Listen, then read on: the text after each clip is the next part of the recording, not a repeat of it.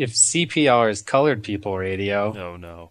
what does that make NPR? No. Nice people radio. National Public Radio. Oh, okay. Trademark term. All right, ladies and gentlemen. Free publicity for our sponsors at Colored People Radio. It's time for our final segment, folks. This is...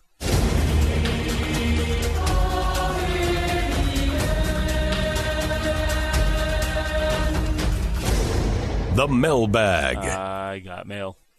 I got an email like a week ago. I don't. Fuck with us and So then it's we going tweak to and be a hope. minute. I had a question about CPR for Eric, though. All right. Is it like NPR where they talk in like really soft, low voices like this? I don't But it's listen to all- NPR. it's all I'm ghetto. not Not sweet 42 on years cereal. old. I defend a guy who probably killed his girlfriend. Oh, Jimmy Snuka? Oh, that should be Serial Season 2, Jimmy Snuka. And yeah, there is definitely a lot of... everybody in NPR does talk like this. It really doesn't matter like it who's makes being you interviewed. sound, I'm really know, intelligent. it's, I'm speaking in a whisper. I Like- love when they tell jokes that aren't fucking funny, but someone on the other side laughs, but they don't laugh. They're just like, huh. Well, That is there really was like funny. a good I interview appreciate on that joke. Fresh Air, like Terry Gross had on Key and Peele, and they were still very Key and Peele, but they were talking about doing the show on Comedy Central and everything they've done on Fox in the very NPR tone. It's almost as if they tell you like, look, our listeners really like just hearing soft voices, so when you talk, you really just have to speak quietly. Do they like hearing soft voices, or is that the fucking gimmick? Was there ever a time where NPR was like, we're going to try I think this it out, differentiates and then we're them going to because- talk like this for a long time? Yeah, was Well, I DMX feel ever like a host on that's- NPR? I was going to say, though, I feel like that differentiates them, because I feel like most radio is like, hey guys, it's me here at the morning radio station. But most news Like, I stations. feel Number like 4 it's caller, NPR where's tickets to the weekend? Awooga! Why don't you guys call in and tell us a story about a time that you got cheated on by your girlfriend? Also, we're going to send flowers to this person, and if he if they sends say to you, the wrong name, boy, we catch 'em, we did. we And here's bazonga Frank them. Paul right after this song by Queen. Coming up, we're going to do some phone pranks. Stay tuned. And, yeah, I think that is exactly the charm. And the other thing I appreciate about NPR is the fact that... But NPR does all those skits too. It's just like, coming up at 11:15, we're going to do prank phone calls to your significant other. We're going to do prank phone Hey, calls. is this, Awooga! Better hope they say your name. Bazinga. I would listen to that. No, I would like listen said, to NPR Morning Zoo. That would be amazing. what I do appreciate, the other thing too, is that like, because I also listen to a lot of sports radio, and when I need a break from like everything in sports radio is fucking sponsored, and it drives me fucking nuts. Where it's like, all right, we're on the Total Beverage text line. Let's read some text messages. Brought to you by Verizon. And I have it's- a question You're for you listening guys to about. NPR with Hooch and the Wolf on the Wall Street Journal hotline. I have we a question have for you guys DMX. regarding sports talk in your area. Mm-hmm. Here in Chicago, for whatever reason, on sports talk radio, they still do not call them cell phones. They're like, hey, we got Jim here. He's on his car phone. Hey, Jim, what do you think of the Bears? Wow, Like, what? who's Call it- hosting your... They still call it a car phone. Who are these people? I don't know. They still do it every time on Chicago like sports radio. Someone calls into something.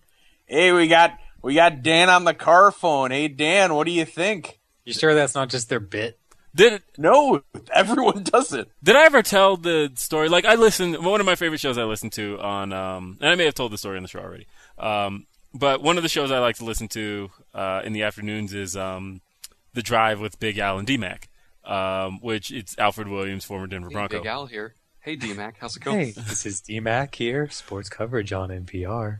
So there was a time where I used to intern for that show back in my early radio days, and I got tasked with producing a commercial for Alfred Williams, who, bless him, but here's the thing about Alfred Williams. He is proof that no matter how much schooling you get for radio broadcasting, if somebody who simply has a name, and their name is Alfred Williams, former Denver Bronco, Doesn't fucking matter how much radio ability you have. Doesn't even matter how much ability you have to speak. You will get it. They'll put you on the air over anybody else. Doesn't matter what your credentials are. And For how Williams, long, though? We had Doug Buffone in Chicago for a long time. Who was We had that, like who was LeVar terrible. Arrington on some show with another guy who could carry him for like 3 years till they just kicked LeVar Arrington off and kept the other guy. We had Doug Buffone until he was dead, and he had a terrible radio voice too. Well, the thing is, like Alfred Williams, like oh hey, it's me, Doug Buffone, here at the Showboat Casino. he truly More like Doug Bacarphone.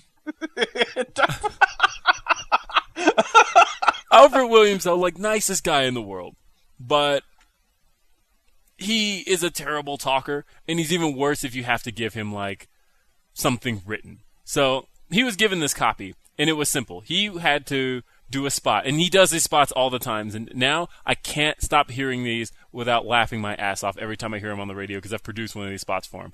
And it was, he does these spots where you hear him, and he's like, "Hi, this is Alfred Williams here for Comcast, and I'm here to talk to you about the Comcast Triple Play. You can get," and so that's what he does, right?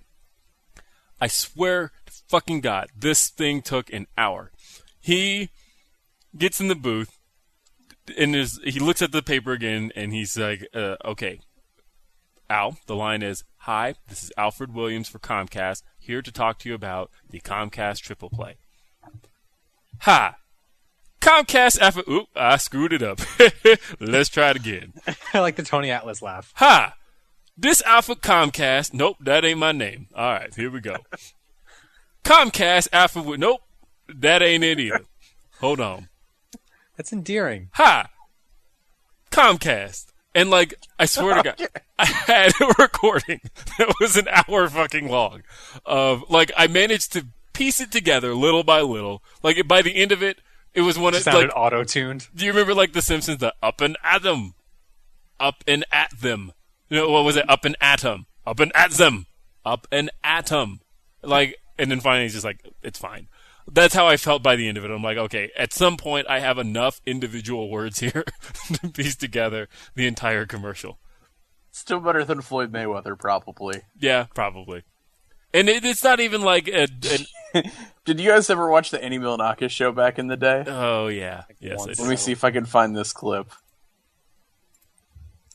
So Ralphie, his co-star, who was Oh, Kevin James' older mentally brother. challenged, there's a great outtake of a very similar situation to the ones that we've described that I've watched until I've cried several times.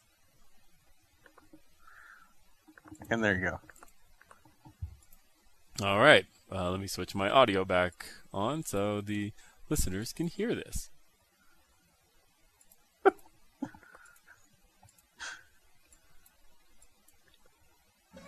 Oh, what was playing? Here we go. Whoop! Did I just send whoosh by mistake? Yeah, you did. Yes, you did. Oops. Good job. I'm disappointed Five nobody posted that on my wall this year. There you go. All right, let's see this. Andy, the picture developed yet? Ralphie, you ruined it. What are you doing? Ah, that's so funny. You remember? Ah, myself. What I say there? It's, ha, ha, ha, ha. That's a joke. That was funny how mad you got. All right. Action. Andy, the picture developed yet? Sorry. That was funny. Andy, the picture developed yet? Ralphie, you ruined the picture. What are you doing coming here with the lights on? Ah, see how laughing? Oh, man. It's also Andy, kind of the sad. picture developed yet? You ruined my... What are you doing? You ruined it, man. Ah, how mad, how funny you get when you get mad. Right? That's right, right?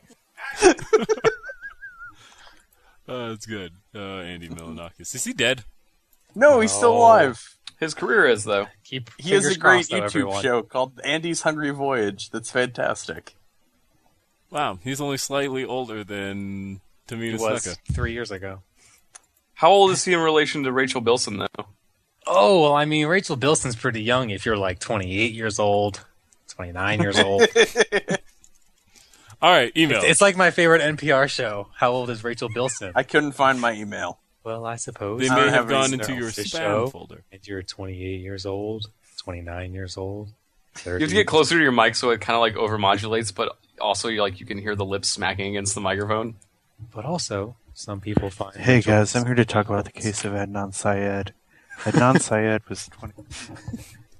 Yep, that's NPR. I love NPR. This shit is great. It's so terrible. It's great. It's the best thing on the radio. I'm the host of your afternoon drive, DMX. Ruff, ruff. I Where are my N-words at? thinking of All Things Considered with who the hell is the host of All Things Considered? It's That DMX, sounds right? like a Stephen A. Smith. No, joint. All Things Considered, because I know Morning Edition. All is things considered.